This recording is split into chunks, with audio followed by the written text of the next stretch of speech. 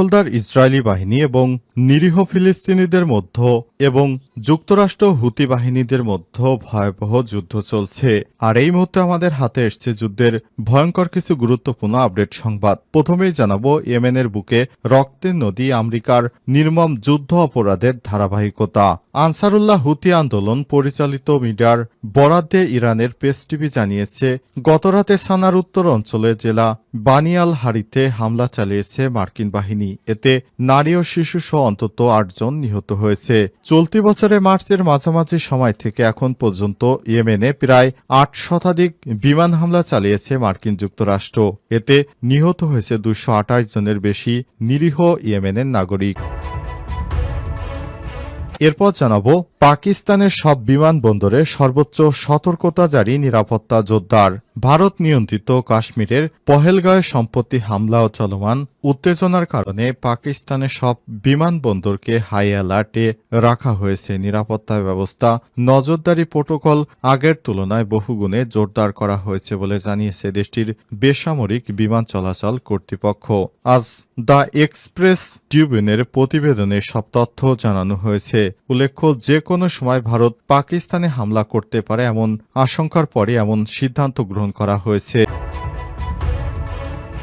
এদিকে পারমাণবিক কর্মসূচির ব্যাপারে আলজেরিয়ার অবস্থানের প্রশংসা করল ইরান। ফিলিস্তিনিদের জোরপূর্বক বাস্তুচ্যুত করার ষড়যন্ত্রের বিরুদ্ধে ইসলামী দেশগুলোকে দাঁড়াতে হবে বললেন ইরানের পররাষ্ট্রমন্ত্রী আব্বাস আরাগচি।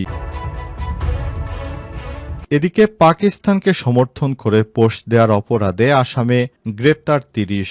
ভারতের জম্মু ও কাশ্মীর রাজ্যের পেহেলগাঁওয়ে সাম্প্রতিক সন্ত্রাসী হামলার জেরে চরম উত্তেজনা চলছে ভারত ও পাকিস্তানের মধ্যে। এই আবহে সামাজিক যোগাযোগ মাধ্যমে পাকিস্তানকে সমর্থন করে পোস্ট দেওয়ার অপরাধে অন্তত ৩০ জনকে গ্রেপ্তার করেছে ভারতের উত্তর পূর্বাঞ্চলীয় রাজ্য আসামের পুলিশ। এবং সর্বশেষ জানাবো জামিন পেলেন চিন্ময় দাস।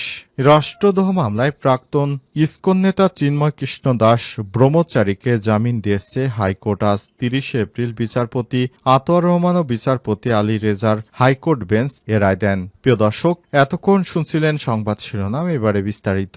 তবে তার আগে বন্ধুরা অনুরোধ থাকবে এই সংবাদটিতে একটি লাইক দিন। এই চ্যানেলে আপনি নতুন হয়ে থাকলে আমাদের সংবাদটি দেখতে দেখতে চ্যানেলটি সাবস্ক্রাইব করে রাখুন। কমেন্ট করে বন্ধুরা আপনার মূল্যবান মতামত জানিয়ে দিন।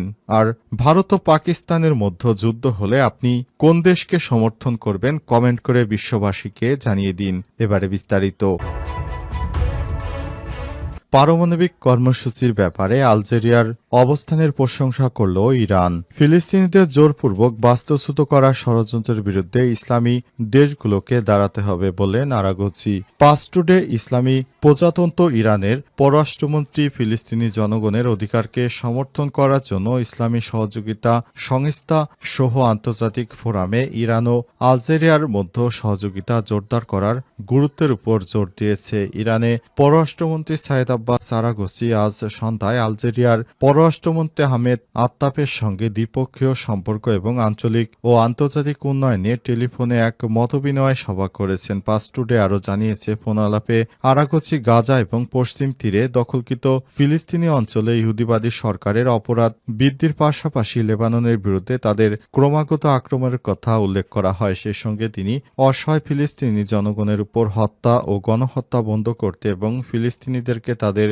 মাতৃভূমি থেকে জোরপূর্বক বাস্তুচ্যুত করার ষড়যন্ত্র বাস্তবায়ন রোধে ইসলামী দেশগুলোর প্রতি সহযোগিতা ও সমন্বয় বৃদ্ধির আহ্বান জানিয়েছেন। এরপর আরাগচি তার আলজেরীয় সমকক্ষকে ইরান মার্কিন পরোক্ষ আলোচনার সর্বশেষ উন্নয়ন সম্পর্কে অবহিত করেছেন। এই ফোনালাপে ইরানের পররাষ্ট্রমন্ত্রী জাতিসংঘ নিরাপত্তা পরিষদের সাম্প্রতিক বৈঠকে ইরানের পারমাণবিক ইস্যুতে আলজেরিয়ার নীতিগত অবস্থানেরও প্রশংসা করেছেন।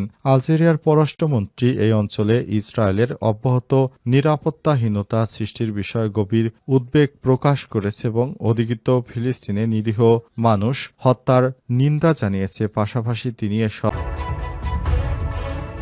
ইয়েমেনের বুকে রক্তের নদী, যুক্তরাষ্ট্র নির্মম যুদ্ধ অপরাধের ধারাবাহিকতা।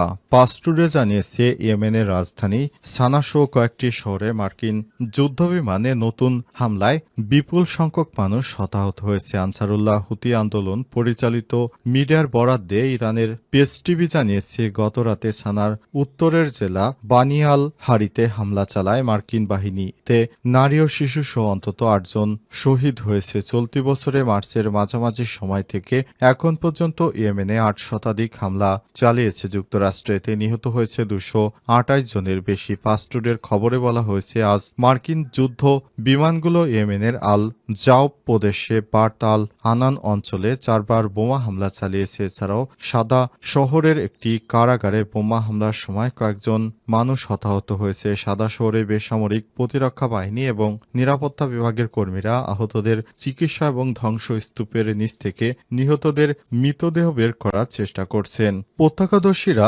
হোদাইদা সহ ইয়েমেনের বিভিন্ন অঞ্চলে বিস্ফোরকের শব্দ শোনার কথা জানিয়েছেন। আমেরিকান যুদ্ধ বিমানগুলো সাদা প্রদেশের কাটাব শহরে কমপক্ষে ৩ বার হামলা চালিয়েছে। গত সন্ধ্যায় আমেরিকার যুদ্ধ বিমানগুলো ইয়েমেনে আমরান প্রদেশের সুপিয়ান অঞ্চলে ২ বার বোমা হামলা চালিয়েছে। ২০২৫ সালের ১৫ মার্চ থেকে ইহুদিবাদী ইসরায়েলের সমর্থনে মার্কিন সরকার ইয়েমেনি বেসামরিক নাগরিকদের উপর হামলা চালিয়ে আসছে। এসব হামলা সত্ত্বেও ইয়েমেনের সশস্ত্র বাহিনী গাজা উপত্যকার প্রতিরোধ আন্দোলন এবং ফিলিস্তিনি জনগণের সমর্থনে আমেরিকা ও ইসরায়েল বিরোধী অভিযান অব্যাহত রেখেছে।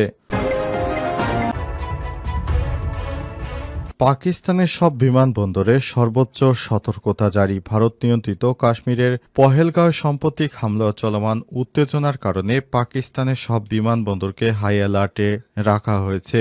নিরাপত্তা ব্যবস্থা ও নজরদারি প্রোটোকল আগের তুলনায় বহুগুণে জোরদার করা হয়েছে বলে জানিয়েছে দেশটির বেসামরিক বিমান চলাচল কর্তৃপক্ষ। দ্য এক্সপ্রেস ট্রিবিউন আজ এক প্রতিবেদনে বলেছে, বেসামরিক বিমান চলাচল কর্তৃপক্ষ সিএএ সূত্র জানিয়েছে ভারতীয় আকাশসীমা দিয়ে যাতায়াতকারী বা যেখান থেকে যাত্রা শুরু করে এমন সব বিদেশি এয়ারলাইন্সের ফ্লাইটের উপর এখন থেকে কঠোর নজরদারি চালানো হচ্ছে। যদিও পাকিস্তানে এখনও ভারতের বিমান সংস্থাগুলোর কার্যক্রমে নিষেধাজ্ঞা বহাল রয়েছে, তবে অন্যান্য আন্তর্জাতিক ফ্লাইটগুলো তীব্র নিরাপত্তা পর্যবেক্ষণের আওতায় রাখা হয়েছে। এছাড়াও লাহোরের আল্লামা ইকবাল আন্তর্জাতিক বিমানবন্দর সহ দেশের সব প্রধান বিমানবন্দর নিয়ন্ত্রকদের এয়ার ট্রাফিক কন্ট্রোল এর জন্য বিশেষ নির্দেশনা জারি করা হয়েছে। সন্দেহজনক কোনো বিমান চলাচলকে ছাড়পত্র দেওয়ার আগে অবশ্যই তাকে এয়ার ডিফেন্স ক্লিয়ারেন্স নম্বর সরবরাহ করতে হবে। যথাযথ দলিল ও পরিচয়পত্র ছাড়া কোনো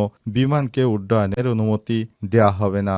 একই সঙ্গে বিমানবন্দরের ভেতরে কর্মরত সব কর্মকর্তা ও কর্মচারীদের জন্য বাধ্যতামূলকভাবে বৈধ পরিচয়পত্র বহনের নির্দেশনা দেওয়া হয়েছে।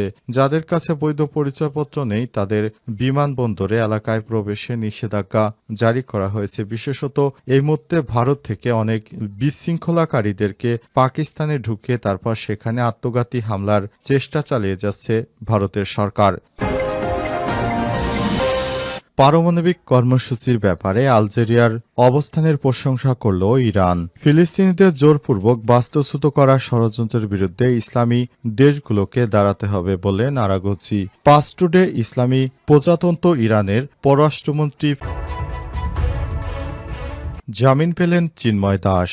রাষ্ট্রদ্রোহের মামলায় প্রাক্তন ইসকন নেতা চিন্ময় কৃষ্ণ দাস ব্রহ্মচারীকে জামিন দিয়েছে হাইকোর্ট। বুধবার ৩০ এপ্রিল বিচারপতি মোহাম্মদ আতাউর রহমান ও বিচারপতি মোহাম্মদ আলী রেজার হাইকোর্ট বেঞ্চ এ রায় দেন। এর আগে চিন্ময় কৃষ্ণ দাসকে রাষ্ট্রদ্রোহের মামলায় গ্রেপ্তার করা হয়েছিল। বাংলাদেশের জাতীয় পতাকার উপরে গেরুয়া পতাকা দেওয়ার কারণে বিএনপি নেতা ফিরোজ খান এই মামলাটি দায়ের করেছিলেন। এরপর চিন্ময় কৃষ্ণ দাস ব্রহ্মচারীকে গ্রেপ্তার করেছিল ডিবি। এরপর দীর্ঘদিন কারাগারে থাকার পর অবশেষে জামিনে মুক্তি পেয়েছেন তিনি। চিন্ময়কে গ্রেপ্তারের পর বিশেষ করে বাংলাদেশে সংখ্যালঘু হিন্দু সম্প্রদায় ও মুসলিম দলের মধ্যে ব্যাপক এক সংঘর্ষের ঘটনা ঘটেছিল চট্টগ্রামে। সেখানে বাংলাদেশের মুসলিম আইনজীবী সাইফুল ইসলাম আলিফকে কুপিয়ে হত্যা করেছিল হিন্দু সন্ত্রাসী গোষ্ঠীরা। এরপর চিন্ময় কৃষ্ণ দাস বিভিন্ন সময় জামিনের জন্য আবেদন করে সর্বশেষ আজ ৩০ এপ্রিল তাকে প্যারোলে জামিনের ঘোষণা দিয়েছে হাইকোর্ট।